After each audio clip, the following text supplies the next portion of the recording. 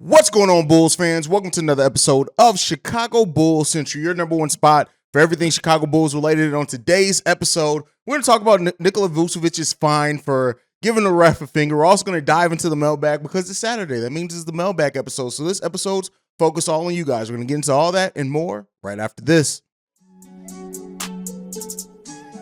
You are now tuned in to Chicago Bulls Central, your number one place for all Chicago Bulls news and content.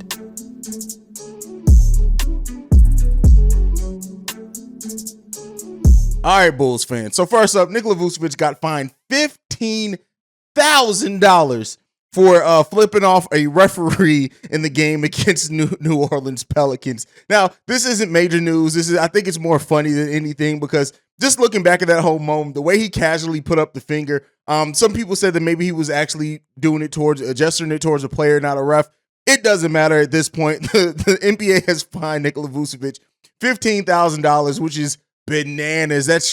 That's crazy. Between Vooch's fine now and DeMar DeRozan, I think he's like second or third in the NBA in techs already this season. This is a crazy and wild just start of the season to so many different degrees for so many different reasons, which we'll get into in the mailbag. At the end of the day, it's this. Is this a major deal? No. Was he suspended or anything? No. Was he at risk to be? No, thank God, right? I mean, I would hate to see what would happen if they did suspend Nikola Vucevic, even if it was for a game for something like this.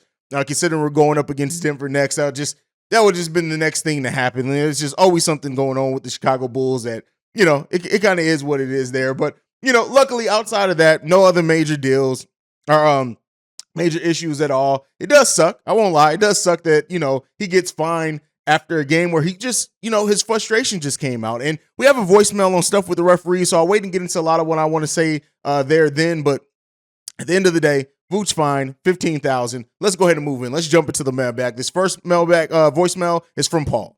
Yeah, hey, Hayes. This is Paul again. And I was listening to your Friday episode, which I agree with most of what you're saying. But there's value out there for Coby. Because a lot of people, if you look at trades, a lot of time guys will see that this guy just isn't being played right in this scheme and this set. And with our set, just like Golden State with trading and getting the power forward, he was like a first round pick or I can't remember the young man's name. And he was practically the MVP of the finals if it wasn't for Steph Curry. So, I mean, there's value out there when a guy's not performing on the roster. But the second statement is, I mentioned to you Jared Vanderbilt, and then there's DJ Wilson. That's just, I don't know if he signed overseas or whatever, 6'10", 7'3" wingspan. One of the last players cut with the Raptors. Good ball player. To help with some of that length that you need in those late scoring games. He's just not going to win. When a smaller guy gets tired, if he jumps 2-3 inches less than he was jumping like a Javonte Green, that means a lot because he's small to begin with.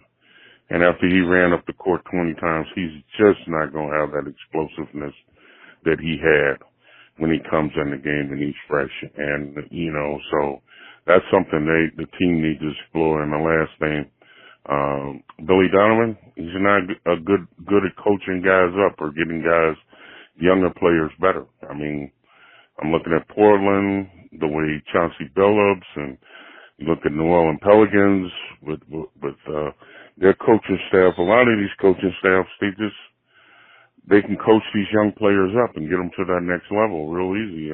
Billy, that's not his cup of tea. I'm not saying he's a bad coach, but that's not what he's good at. Every coach is not good at something.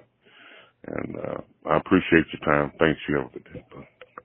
All right, so Paul leaves a couple of things, right? We're gonna do it step by step. The first one is we're gonna go into value for Coby White. Not that Coby White everyone has value in the league.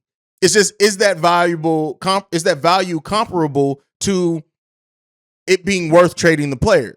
So while you made a lot of comparisons and say that there's always a way for a player to be moved, not for a player that is coming off statistically one of their most inconsistent seasons, And then they followed it up so far with their worst statistical season so far in their career, even though it's short. Coby White, not to say that he has no trade value. I'm sure if the Bulls wanted to trade him for into somebody's cap space or something like that, they probably could.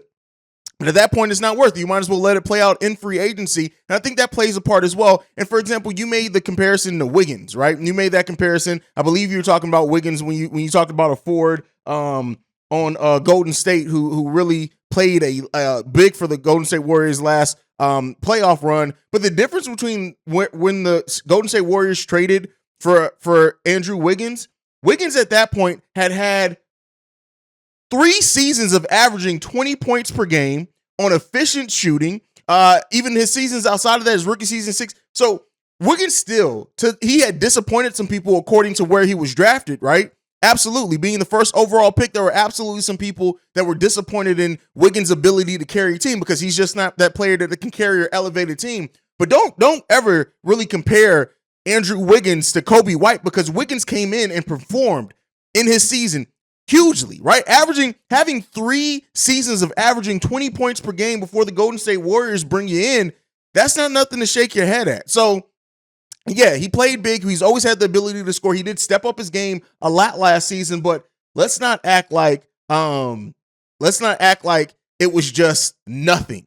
And they also traded him for D'Angelo Russell, who's a hell of a player himself at that point in time. D'Angelo Russell had been putting up numbers as well. So I don't really like the Wiggins to Coby comparison, because technically if you're going to make a comparison like that, you can compare it to anybody. Well, such and such didn't really perform, but they traded him. You have to look at what Coby White's specific situation is. And there's a couple things going on with Coby White's situation that's going to keep him from being traded, in my opinion. That's one, he's not performing as of yet. That could change, right?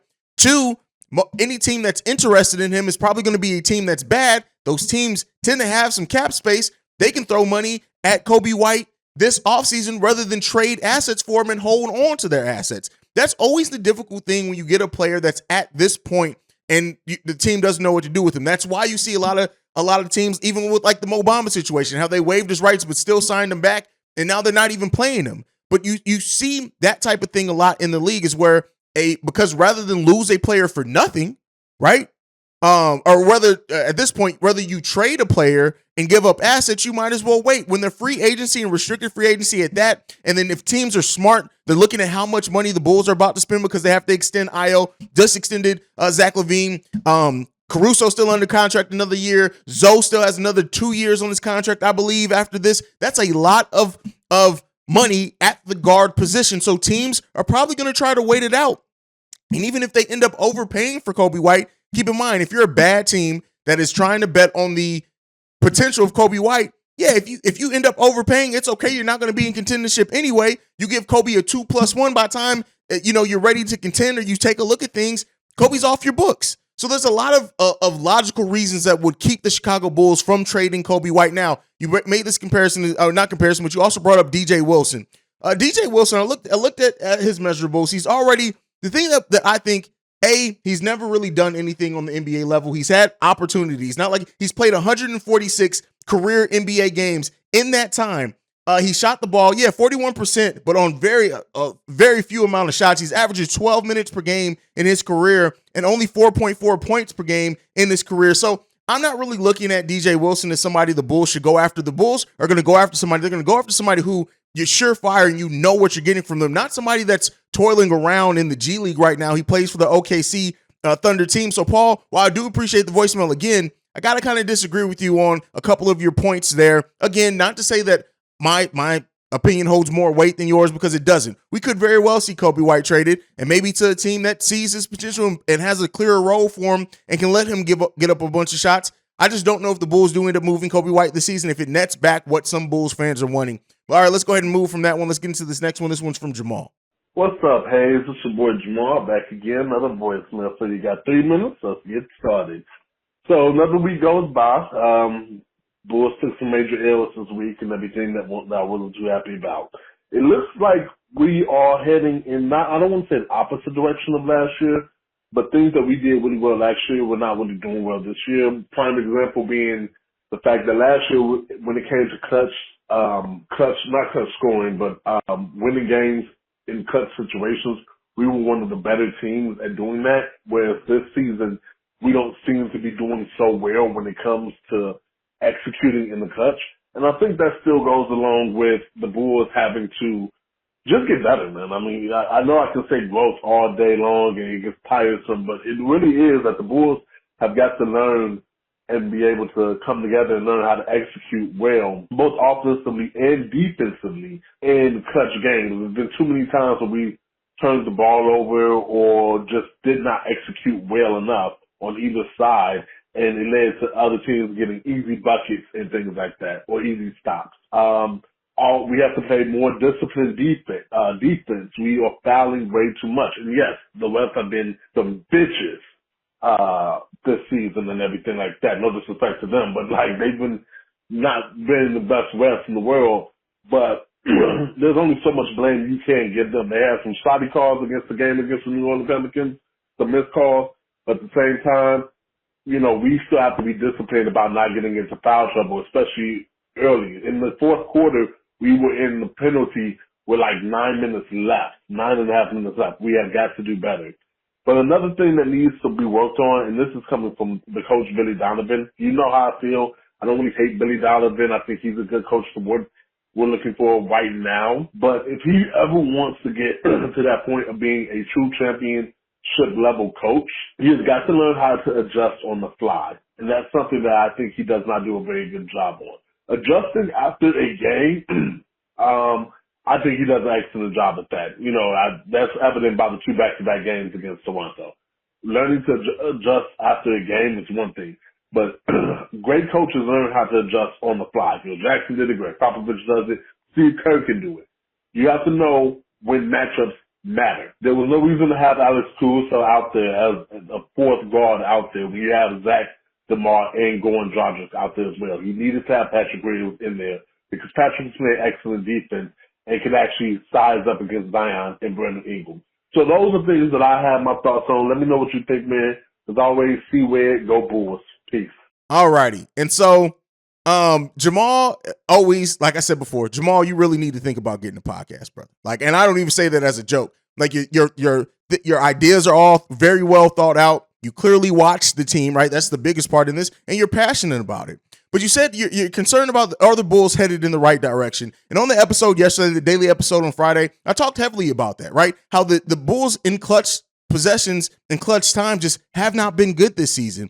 And they do need to execute better on both sides of the ball. And so I think when you look at the issues that are plaguing the Chicago Bulls right now, it's all stuff in their control. They control executing better, right? They control giving that effort on the defense and offensive end of the ball. Now, some of the things outside of their control, like refereeing, things like that, but the Bulls need to get better at the things that they can control, the things that they can do, whether it's slowing down, playing solo so you can execute the ball better, whatever it is. The Bulls need to figure it out because that is one of the biggest things, that probably the biggest thing that's affected the Bulls winning more of these games. The Bulls really, out of the 13 games that they played, they could very well right now be like 9-4 and maybe even more than that had they played better, executed better in crunch time. So while I know a lot of Bulls fans are comparing this to last season, very different season, very different Eastern Conference as well, very different start to the schedule for the Chicago Bulls too, they need to figure it out and they need to control the things that are controllable with them. Now for the second part of your voicemail, could Billy Donovan become a championship level coach, right? I'm gonna use the same thing that I use when I talk about Patrick Williams nowadays, is this. People come in with potential. Billy Donovan came in to the NBA as a coach with huge potential as a coach. When you look at the way he kept those Florida teams in the national conversation, they were always good, played solid, the way he recruited, the way he did develop those players. You come into the NBA, your potential's super high. He comes in, he inherits a team that is basically championship level team at that point as far as being a contender in their conference, right, or for their conference title, but they never really got to the place that people thought that they would. Now, they also took James Harden away from that roster when they probably should have kept it and let Billy Donovan really rock that out for another couple of years. But there's something to be said with Billy Donovan's ability to really develop talent, right? Develop high-level talent, develop raw talent. Like some people have come in that have really just refined skills they've already had under Billy Donovan, but you've never really seen somebody really like a Kawhi type development, like a Paul George type development, where they come in really kind of very raw and they turn into this finished product, in my opinion. And so there is some concern there. I don't know if Billy Donovan ever becomes a championship level coach unless he has one of those teams that are just stacked to the gill with talent. But, the things that keep Billy Donovan from getting that, to your point, are, especially in a playoff series, the adjustments, the reacting to random defense. That's one thing that hurt the OKC Thunder in their championship chance at a championship, is once teams started doing just weird, random stuff to them on the defensive end, he never really typically has adjusted well to that. So I don't know if he ever gets to becoming a championship level coach. I don't know if he ever gets to that being the head coach of the Chicago Bulls, but we'll see. Where do things have happened? I guess will remain to be seen. And hopefully if it does happen, it happens in the Chicago Bulls organization. All right, let's move into this next one. This one's from Mingo. Hey, man. Hey, this your boy Mingo, man. Hey, I was sitting here thinking, man, I love basketball, man. I love all kind of shows, Stephen A, NBA TV. You know what I'm saying? But we need a little mix of something new. You know what I'm saying? Wife got her reality shows, her love and hip hop and stuff. And I'm just trying to, be more innovative, man, when it comes to sports. Like why we can't talk to the refs after the game? Kendall doing their post game interview, said then they break in with the Billy, post game, discussion of what happened during the game. Let's talk to the refs, man, after the games. Why you can't talk to the refs? Talk about what calls was missed, what calls was flubbed, why you think this wasn't a foul, why you call this foul, what did you see? You know what I'm saying? I know they don't make as much money as NBA players. So, but, I think they should be fined too. You should fine them $1,000, $1,500 for missed calls, bogus calls. You know what I'm saying? Cause that tick that Vuce got, sometimes you gotta do that, man. You know what I'm saying? I appreciate it, man, when Vuce told that ref basically, man, hey, ref, I want you to take that whistle off your neck. I want you to shine it up real nice and turn that something sideways. Sometimes you gotta do that, man. Appreciate you. Love your show.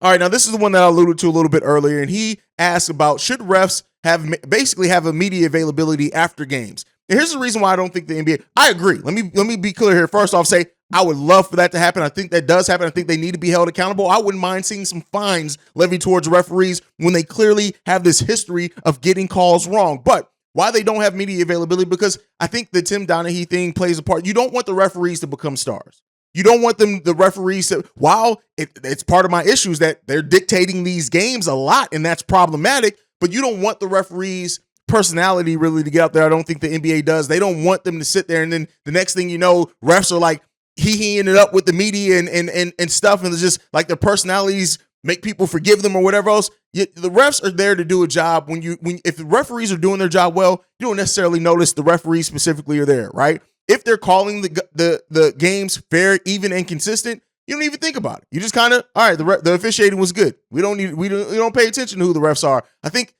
if they did start having refs have media availability, it would completely open up a door and a can of worms that I'm not sure the NBA really wants to get into. But let me know what you guys think on that one. All right, let's get into this next one. This one's from Shay. What's up, man? This your boy. I don't even need to say my name because you know who I am.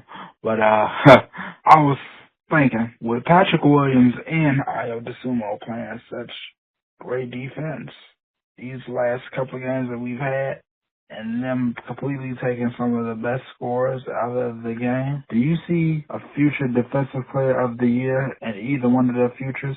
Or, matter of fact, I'm even going to go a step even farther. Do you see a defensive player of the year in Ayo Dosunmu's future this year, and him taking that award away from Marcus Smart? Because the way he's been playing and the way he's been sunning people like Kyle Lowry, CJ McCollum, Kyrie Irving, and all these other guards that he's been playing, now don't get me wrong, he's gotten cooked by some, but for the most part, he's been giving everybody hell. I just want to know, he could, as a potential, he could maybe make his case for Defensive Player of the Year. You never know. Anyway, tell me what you think. Peace. All right. Shay, what a great question. Can Ayo Dosunmu or Patrick Williams be Defensive Player of the Year? Now, the key thing that you said in this is this year. No.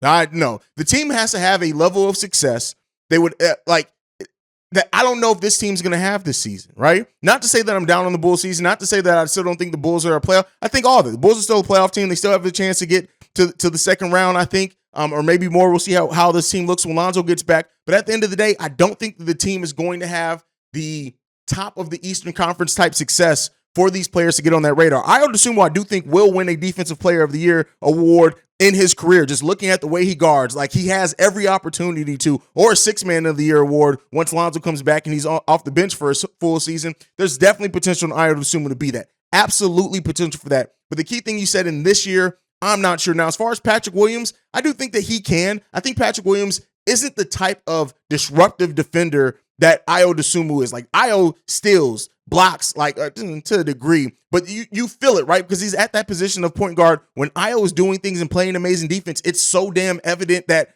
I think it gets on the radar a little bit more. When Patrick Williams does things, I think that when he plays great defense, you have to kind of go back and look at the possessions. You have to be watching the game, specifically keyed on P. Will. How many people here, like, they talk about Patrick Williams and they don't really pay attention to the game? They just look at the box score, or they look at what the opponent did. Like, the things that Patrick Williams does, he's not as a eye-popping defender, I think, as an Ayo Dosunmu is at times. That's just my opinion. But I do think that Patrick Williams has the potential to be that type of player. We need to see Patrick Williams be consistent before we can ever talk about any type of postseason awards for Patrick Williams, which he's getting to that. He's been very consistent over the last handful of games. So not to say that, he can't be, or have not seen him be consistent, but I think that if I'm going to bet on one of these players to get a Defensive Player of the Year award first, it's going to go to Ayo Dosunmu for my money. All right, let's get into the last voicemail for today. This one's from Jose Sanchez. Hey, what's up, Hayes? What's going on, Hayes? This is Jose Sanchez out here from Puerto Rico. Showing some love, bro.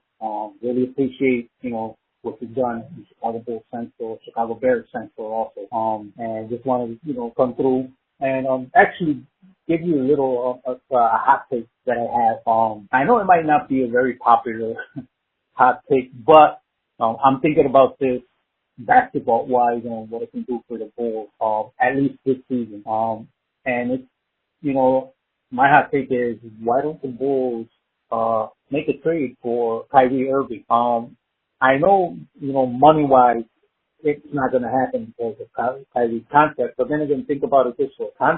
Kyrie right now, his value is at an all-time low.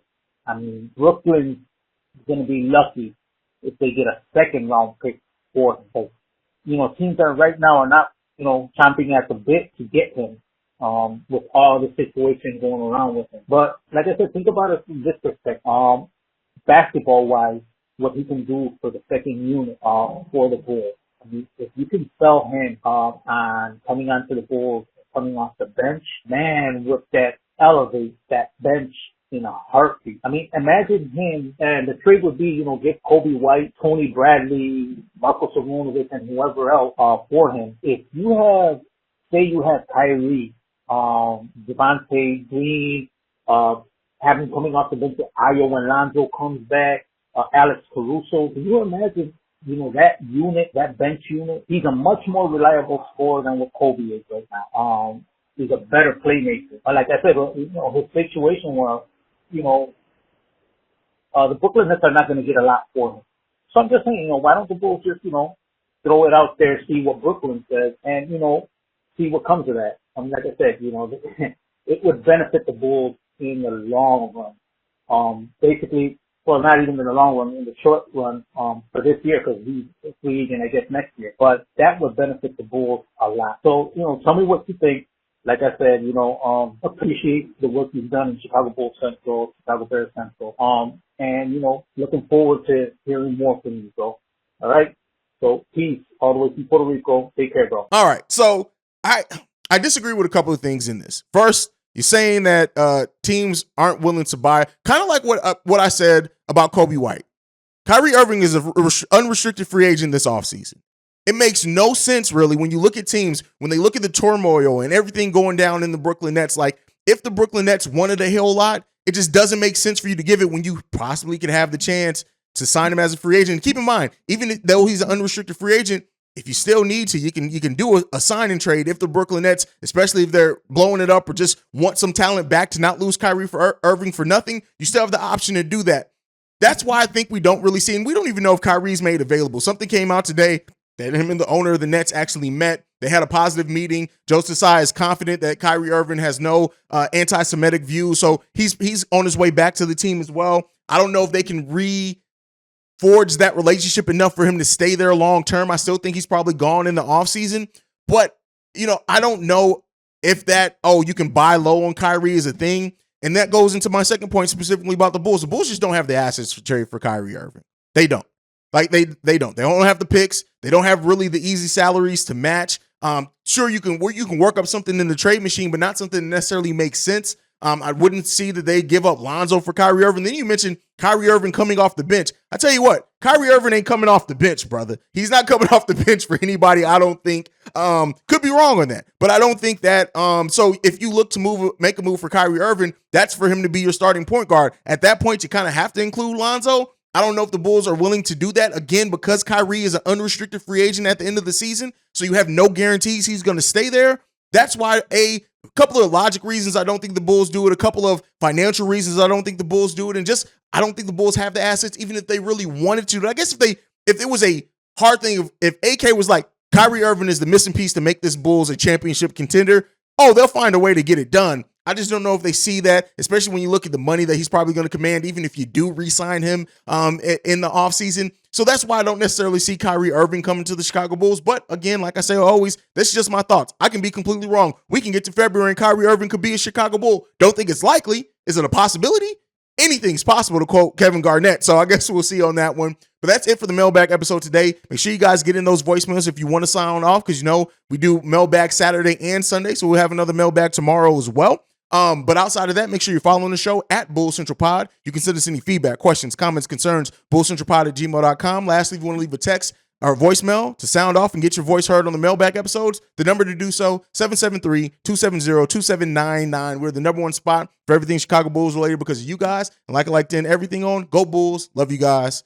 Peace, y'all. And see Red. This has been a presentation of the Break Media.